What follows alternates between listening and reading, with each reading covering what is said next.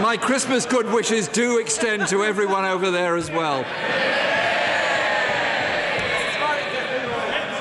However, until then,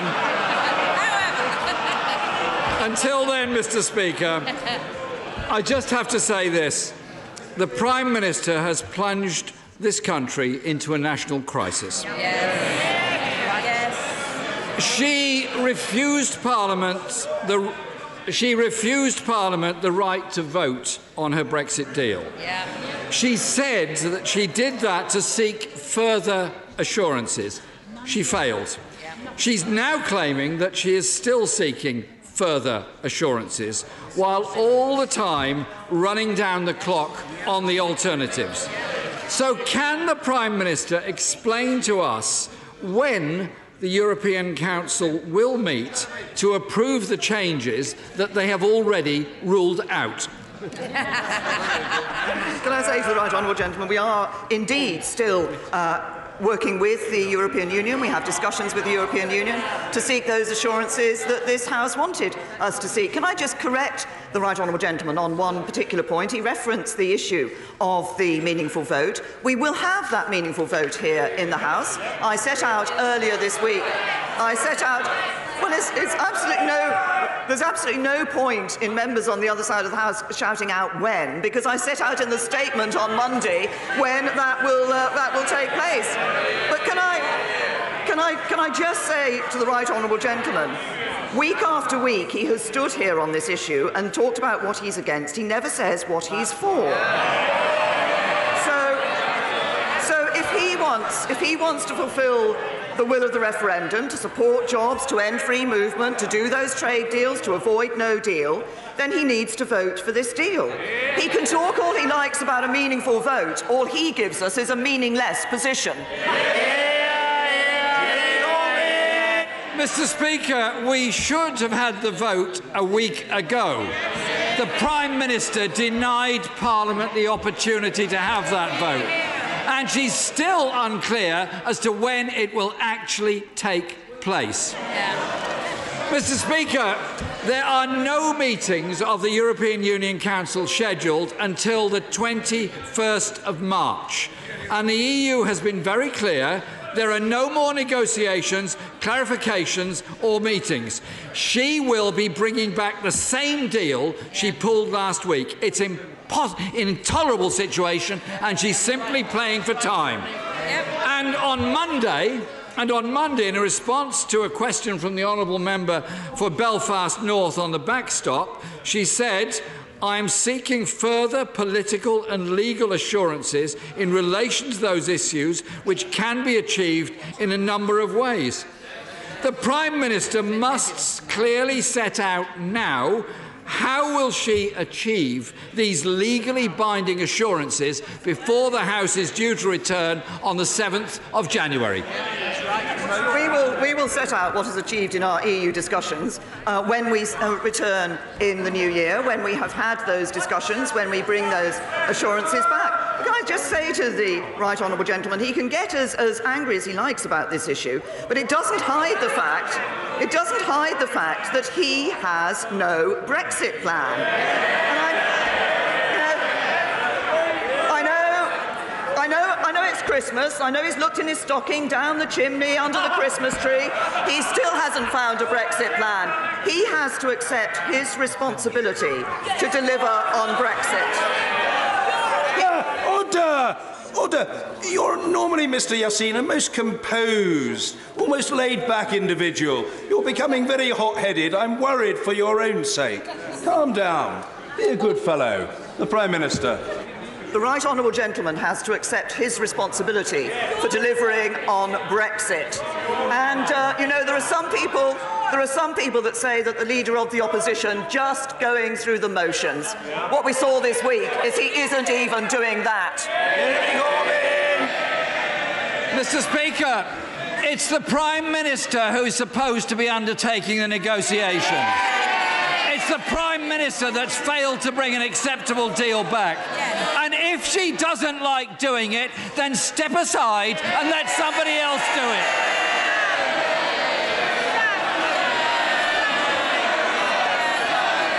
The reality is reality is, Mr. Speaker, that she is stalling for... Order. I made it clear that the Prime Minister must not be shouted down. No one should even bother trying to shout down the Leader of the Opposition. It won't work against the Prime Minister, and it won't work against the Right Honourable Gentleman. End of subject. Jeremy Corbyn. Speaker, the reality is that the Prime Minister is stalling for time. There is still no majority for her shoddy deal in this House. It isn't stoical, it's cynical. And as the Honourable Member for East Surrey said, we have displacement activity designed to distract from last week's failed renegotiation. The International Trade Secretary said, and I quote, "I think that it is very difficult to support the deal if we don't get changes to the backstop. I'm not even sure if the Cabinet will agree for it to be put to the House of Commons." So can the Prime Minister give us a cast-iron guarantee the vote in this House will not be delayed yet again? I say to the Right Honourable Gentleman, we have been very clear about the process that we are going through, and we have been very clear about when the vote will be brought back to this House. Now, of course, the details of that debate have to be discussed in the usual channels in the usual way. But the Right Honourable Gentleman made a response when I said he had a responsibility on delivering Brexit. Every member of this House has a responsibility to deliver on Brexit. This is because, and 80% of the votes cast for members of this House were for members of this House who stood on a manifesto commitment to honour the referendum and deliver on Brexit. And what people will say to the Right Honourable Gentleman, if he fails to recognise that he has a duty, as has everybody in this House, to deliver on Brexit, that once again he's just bottled it. Mr. Speaker, the Prime Minister didn't answer my question about a cast-iron guarantee. She is the one that has denied Parliament the right to vote on this subject. So please, no lectures to Parliament when it's the Prime Minister that's denying MPs the possibility of a vote on this. We should have had a vote a week ago. We should now be debating practical alternatives. She is behaving in a disgraceful way that is frankly an outrage. Mr. Speaker, no deal would be a disaster for our country, and no responsible government would ever allow it. Just 2 weeks ago, the Chancellor said preparations for leaving with no deal could not be done in a matter of months. They would take years to complete. No deal is simply not an option. So why doesn't the Prime Minister stop the pretence and stop wasting £4 billion in a cynical attempt to drive her deeply damaging deal through this House? If the Right Honourable Gentleman doesn't want to see money being spent on no deal, he's got an easy answer. Vote for this deal.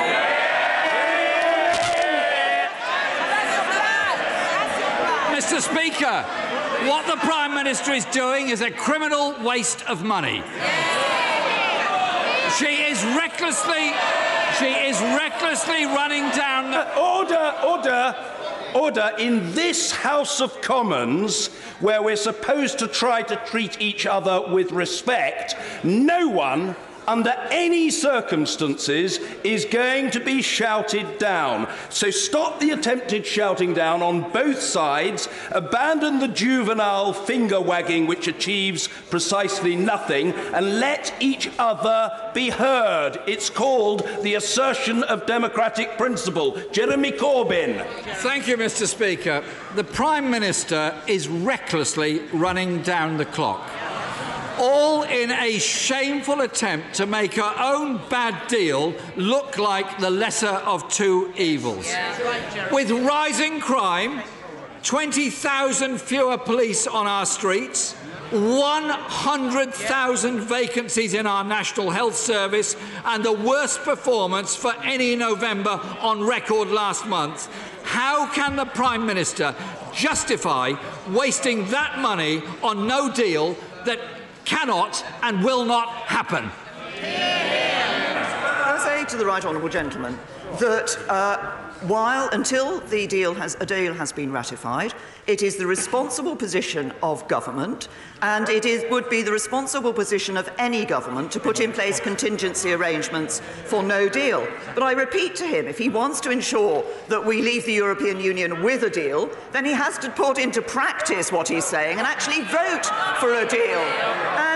And he talks, yet again, he talks about issues like the question of the number of police officers and money going into the police. We put extra money, they've made extra money available to the police this year. We made extra money available to the police, and what did the Labour Party do? They voted against it. Jeremy Corbyn! The Prime Minister should stop dithering and put it to the vote of the House. Let the House make a decision on it. Her friend, the Honourable Member for Totnes, is right, is she not, when she said that the threat of no deal, and I quote, is an absolute disgrace. The Prime Minister, Mr. Speaker, has thrown away 2 years on her botched negotiations. She's now recklessly wasting £4 billion of public money.